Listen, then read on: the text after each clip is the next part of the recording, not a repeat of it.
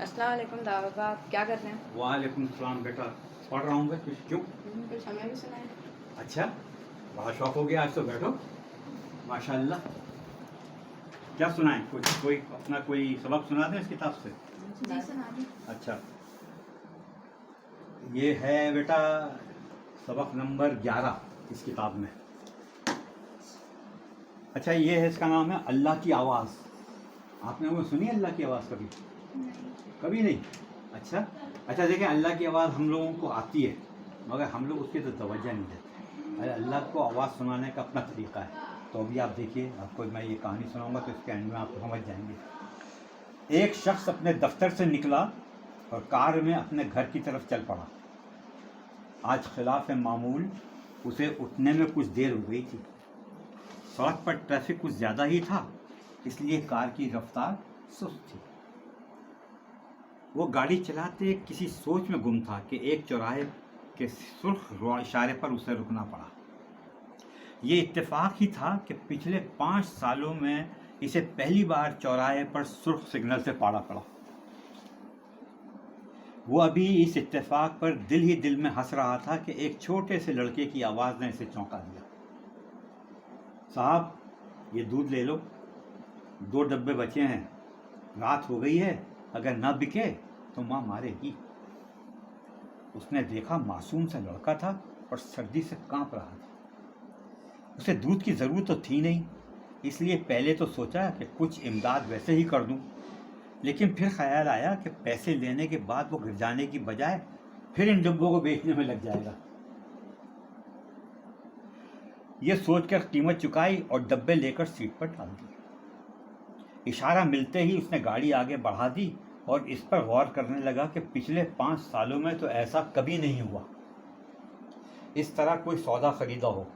اس کا ہمیشہ سے خیال رہا تھا کہ یوں چوراہوں پر خرید و فروخت نہیں کرنی چاہیے، کہ یہ ٹریفک میں رخنہ انداز ہوتی ہے.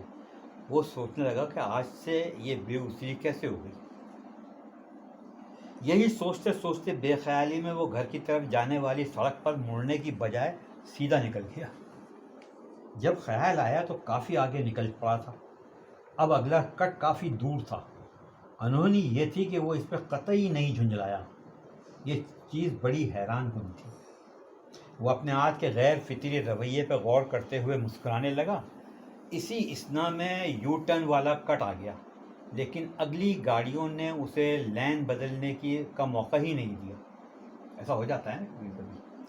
وہ اس کٹ سے بھی گزر گیا. اب تو کافی لمبا چکر تھا کہ اب شہر سے نکل کر ہی کٹ آئے گا، مگر وہ اطمینان سے ڈرائیو کرتا رہا. شہر تقریباً ختم ہوا اور ویرانہ شروع ہونے پر کٹ نظر آیا. اس نے یو ٹرن لیا اور گاڑی واپسی کے لیے راستے پر ڈال دی. اچانک اس کی نظر میٹر پر پڑی تو محسوس ہوا گاڑی گرم ہو رہی ہے. ابھی وہ کچھ ہی دور چلا تھا کہ ویرانے میں ایک خستہ حال مکان دیکھ کر اس نے گاڑی اس مکان کے سامنے روک دی اور یہ سوچتے ہوئے کہ کیوں نہ یہاں سے پانی لے کر گاڑی میں ڈال دے، اس نے دروازے پر دستک دی.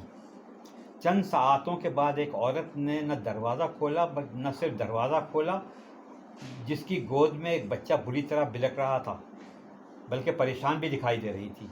عورت کے چہرے سے پریشانی ٹپک رہی تھی، جس میں اب حیرانی کا بھی اضافہ ہو گیا تھا. جی فرمائیے، عورت نے پوچھا. اس نے پانی کے لیے کہا. عورت نے خاموشی سے پانی لا کر دیا.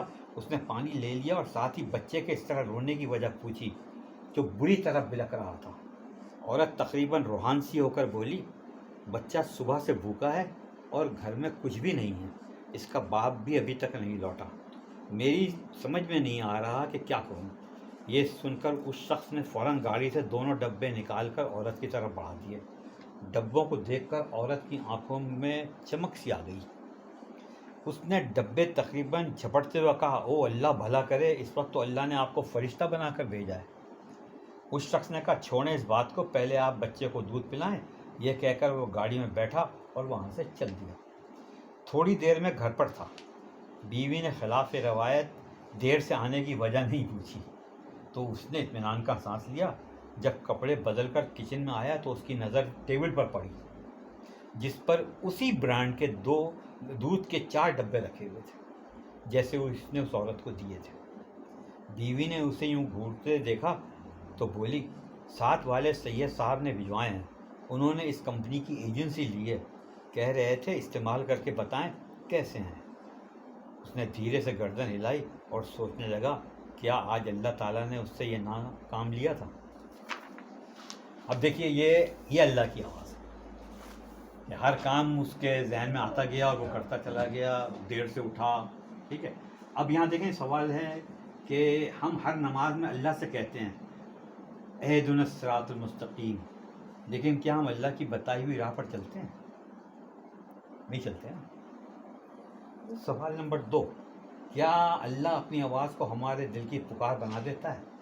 دیکھیں اس واقعے سے لگ رہا ہے نا کہ اس کو اتفاق سے وہ سب کام ہوتے چلے گئے، سرغتی بھی ہو گئی 5 سال میں پہلی بار، ٹھیک۔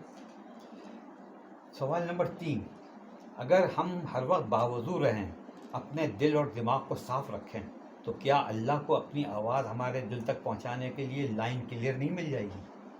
کیوں ملے گی ہی نہیں؟ سوال نمبر 4، اس سبق سے آپ کو کیا پیغام ملا؟ اپنے ذہن میں ایک دفعہ دہرائیے، ہمیں کہنے کی ضرورت نہیں، آپ خود غور کریں، ٹھیک۔ چلیں پھر کل دوسری کہانی سنائیں گے، چلیں اللہ حافظ۔